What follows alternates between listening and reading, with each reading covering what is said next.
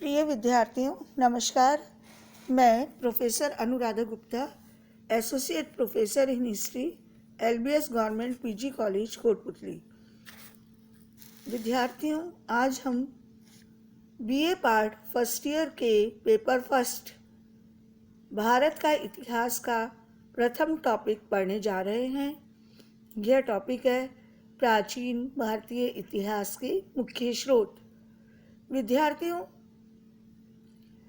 इतिहास का अर्थ है भूतकाल में मानव के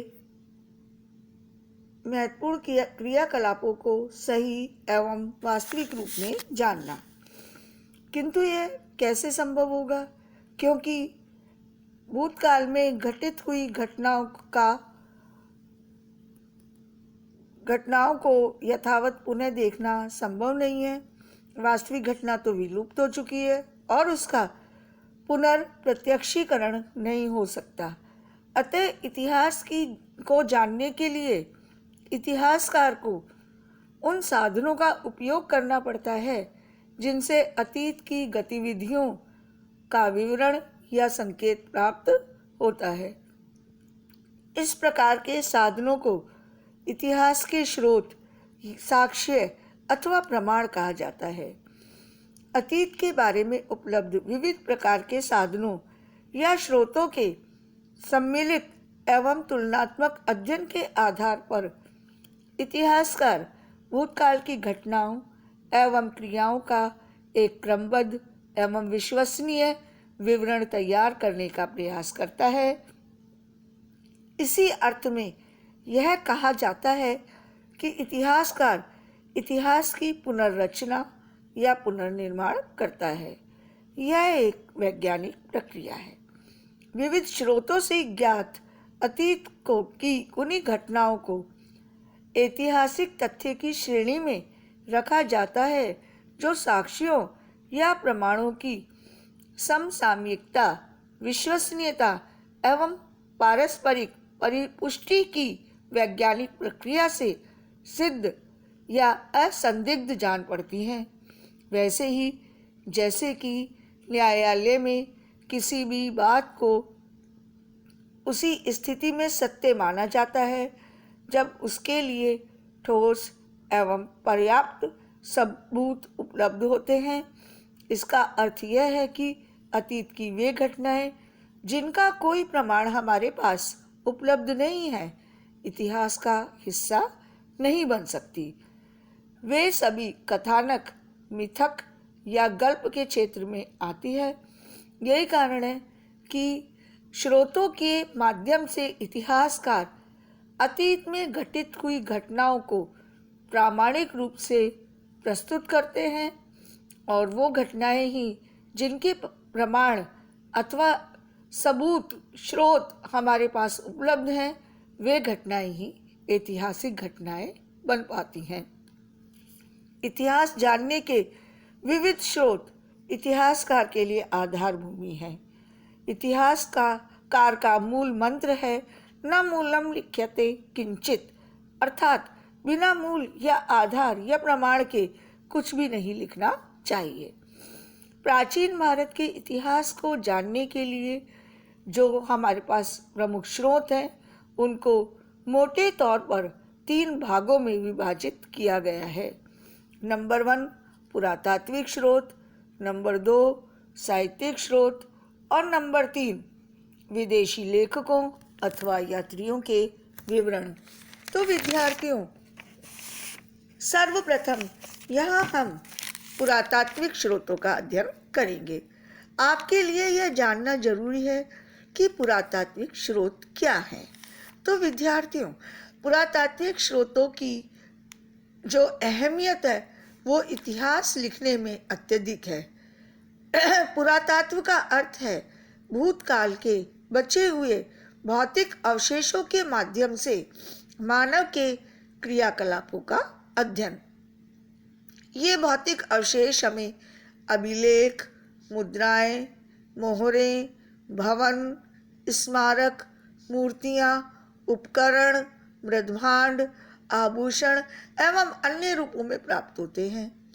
इन पुरातात्विक अवशेषों के मिलने से, इन पुरातात्विक अवशेषों से मिलने वाली जो आधारभूत जानकारी है, उनके आधार पर ही इतिहासकार ऐसे बहुत से ऐतिहासिक घटनाओं का विवरण प्रस्तुत करता है जिनके हमें साहित्यिक अथवा लिखित स्रोत प्राप्त नहीं हुए हैं। जैसे कि सिंधु घाटी सभ्यता की जानकारी देने के लिए हमारे पास कोई लिखित स्रोत नहीं है, जो लिपि मिली है उसे पढ़ी नहीं जा सकी है। यही कारण है कि इतिहासकारों ने सिंधु घाटी सभ्यता का अध्ययन इन पुरातात्विक स्रोतों के आधार पर ही किया है। यह उल्लेखनीय है कि पुरातात्विक स्रोतों को साहित्यिक स्रोतों की तुलना में अधिक विश्वसनीय, प्रामाणिक एवं दोष रहित माना जाता है। इसके प्रमुख रूप से दो कारण हैं। नंबर 1, पुरातात्विक अवशेष काल विशेष के समसामयिक एवं प्रामाणिक दस्तावेज होते हैं। रेडियो कार्बन तिथि प्रणाली, स्तरीकरण एवं अन्य वैज्ञानिक पद्धतियों के माध्यम से पुरा अवशेषों के तिथि क्रम का काफ़ी सही अनुमान लगाया जा सकता है। तो दूसरी ओर अधिकांश साहित्यिक ग्रंथों का रचना काल हमें विदित नहीं है, अतः उनसे मिलने वाली जानकारी को हम किस काल विशेष से संबद्ध करें, ये एक भारी समस्या है।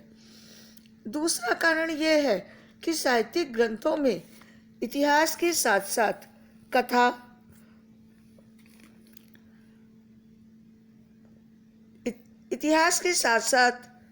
कथा, अनुश्रुतियाँ तथा अलेखनीय कल्पना, अतिरंजना एवं पूर्वाग्रहों का इसी तरह से मिश्रण या गुम्फन रहता है कि उनमें से ऐतिहासिक तथ्यों को ढूंढ पाना अत्यधिक मुश्किल काम है।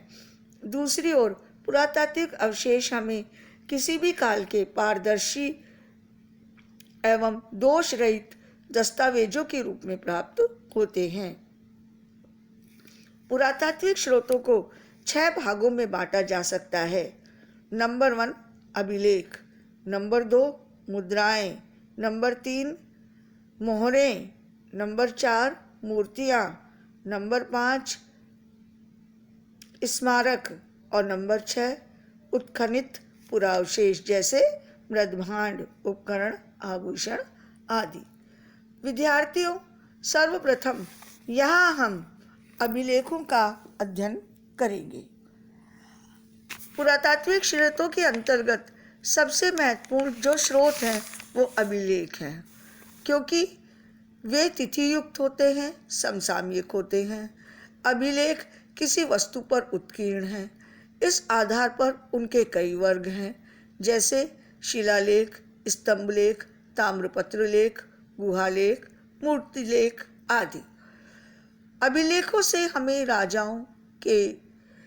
राजाओं अथवा व्यक्तियों के नाम, उनके वंश, तिथि, कार्य, सामयिक घटनाएं, देश की सामाजिक, धार्मिक एवं आर्थिक अवस्थाओं पर काफ़ी प्रकाश पड़ता है। अभिलेखों से मिलने वाली सूचनाओं के आधार पर साहित्यिक स्रोतों से ज्ञात जानकारी का परीक्षण किया जा सकता है। कुछ प्रमुख अभिलेख जैसे अशोक के अभिलेख, हाथी गुम्फा अभिलेख तथा समुद्रगुप्त का प्रयाग प्रशस्ति लेख अत्यधिक महत्वपूर्ण हैं। इनके अभाव में इतिहास संबंधी हमारी जानकारी अधूरी रहती। पूर्व मध्यकालीन राजवंशों का इतिहास तो बहुत कुछ अभिलेखों पर अवलंबित है। अभिलेखों में शिलालेख वो होते हैं जो शिलाओं पर लिखे जाते हैं। जैसे प्रमुख शिलालेख है पुष्यमित्र शुंग का अयोध्या अभिलेख, खारवेल का हाथी गुम्फा अभिलेख, रुद्र दमन का जूनागढ़ अभिलेख। ये सभी शिलालेखों की श्रेणी में आते हैं। दूसरे नंबर पर अगर हम देखें तो स्तंभ लेख। स्तंभ लेखों में अशोक के स्तंभ लेख अत्यधिक महत्वपूर्ण हैं। इनके अतिरिक्त हेलियोडोरस का विदिशा का स्तंभ लेख, समुद्रगुप्त का स्तंभ लेख जो अशोक के प्रयाग के स्तंभ के ऊपर ही उत्कीर्ण है, चंद्रगुप्त द्वितीय का मेहरौली स्तंभलेख और स्कंदगुप्त का भीतरी स्तंभलेख ऐतिहासिक जानकारियों से परिपूर्ण है। इसी प्रकार अगर हम देखें तो ताम्रपत्र लेख भी अभिलेखों में अत्यधिक महत्वपूर्ण स्थान रखते हैं। प्राचीन काल में राजा जब किसी व्यक्ति को भूमि का दान अथवा पारितोषिक देते थे तो उसे ताम्रपत्रों पर उत्कीर्ण करा के उस व्यक्ति को दे देते थे। ये वस्तुतः भूमि दान पत्र हैं जो दान पाने वाले व्यक्ति के अधिकार के प्रमाण पत्र माने जाते थे। इन ताम्रपत्र लेखों में दान देने वाले राजा का नाम, वंश और उपलब्धियों का वर्णन मिलता है। गुप्त काल के इतिहास निर्माण में इनसे हमें बड़ी सहायता मिलती है।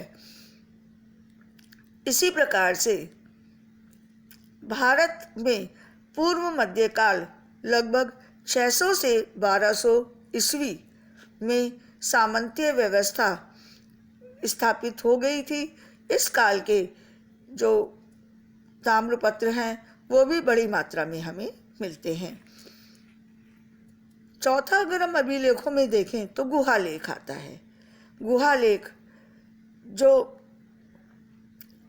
साधु संत गुहाओं में निवास करते थे वे अपने आवास काल में इन गुफाओं में ज्ञान से संबंधित, उपदेशों से संबंधित लेख लिख देते थे। अशोक के 12 बर गुफाओं के अभिलेख, दशरथ के नागार्जुनी गुहालेख, सातवाहनों के नासिक, नानाघाट आदि स्थानों के गुहालेख उल्लेखनीय हैं। मूर्ति लेख, मूर्ति लेखों में मूर्ति कला के विकास के साथ साथ हमें उस समय मूर्तियों पे अंकित जो मूर्ति लेख हैं उनसे हमें तत्कालीन शासकों की जानकारी मिलती है। गुप्तकालीन राजा रामगुप्त की ऐतिहासिकता का निर्विवाद साक्ष्य दुर्जनपुर जो मध्य प्रदेश के विदिशा में स्थित है से प्राप्त जैन मूर्ति लेखों से मिलता है, जिसमें उसे महाराजाधिराज बताया गया है। इसी प्रकार से मुद्राएं अथवा सिक्के, प्राचीन भारतीय इतिहास के लेखन में मुद्राओं अथवा सिक्कों से भी बड़ी जानकारी मिलती है। भारत के प्राचीनतम सिक्के आहत अथवा पंचमार्क सिक्के हैं जिन पर विभिन्न प्रकार के चिन्ह अंकित हैं लेकिन कोई लेख अंकित नहीं है। यूनान और रोम के इतिहासकारों ने भी केवल 4 या 5 हिंदू यूनानी शासकों का उल्लेख किया है, किंतु इनके सिक्कों के आधार पर इनके राज्यकाल का पूरा इतिहास लिखना संभव हो सका है। 200 ईस्वी पूर्व से 100 ईस्वी पूर्व के मध्य लगभग 30 हिंद यूनानी शासकों ने पंजाब प्रदेश पर शासन किया और इनके विषय में हमारी जानकारी केवल सिक्कों पर आधारित है। सिक्कों से हमें सांस्कृतिक, राजनीतिक, सामाजिक महत्व की सूचनाएं मिलती हैं। सिक्के यदि बड़ी संख्या में एक स्थान से मिले तो अनुमान लगाया जाता है कि सिक्कों का प्राप्ति स्थान उस शासक के राज्य का भाग था। सिक्कों पर मिलने वाले राजा के नाम, उसकी उपाधि, तिथि, राजचिन्ह अथवा धर्म चिन्ह आदि से इतिहास में राजाओं के वंशवृक्ष, उनकी उपलब्धियां, उनके शासनकाल, उनके राजनीतिक एवं धार्मिक विचार निश्चित करने में सहायता मिलती है। समुद्रगुप्त के समय उसकी मुद्राओं पर अश्वमेध पराक्रम लिखा हुआ मिलता है, जो इस बात का प्रमाण है कि उसने अश्वमेध यज्ञ किया था। इसी प्रकार कुछ मुद्राओं पर समुद्रगुप्त को वीणा बजाते हुए दिखाया गया है, जिससे संगीत में उसकी व्यक्तिगत रुचि का पता चलता है। स्कंदगुप्त के स्वर्ण सिक्कों में मिलावट से हमें गुप्त काल की गिरती हुई अर्थव्यवस्था का पता चलता है। शक शासकों ने चांदी की मुद्राएं चलाई थी और उन्हें पराजित करने के बाद चंद्रगुप्त विक्रमादित्य ने शक शासकों का अनुसरण करते हुए अपने शासनकाल में रजत मुद्राओं का प्रचलन किया। इस प्रकार हमें सिक्के जो हैं वो बहुत सारी ऐतिहासिक जानकारी प्रदान करते हैं। कुषाणकालीन शासक कनिष्क की मुद्राएं भी उसके काल की घटनाओं के बारे में हमें बताती हैं। कनिष्क ने बौद्ध धर्म स्वीकार कर लिया था, उसकी मुद्राओं से इसकी हमें जानकारी मिलती है। इस प्रकार विद्यार्थियों, सिक्के इतिहास संबंधी जानकारी प्रदान करने के अत्यधिक विश्वसनीय और प्रामाणिक स्रोत हैं। नमस्कार विद्यार्थियों, अगले लेक्चर में हम लोग मोहरों का अध्ययन करेंगे। ये भी पुरातात्विक स्रोतों में ही आती हैं। धन्यवाद।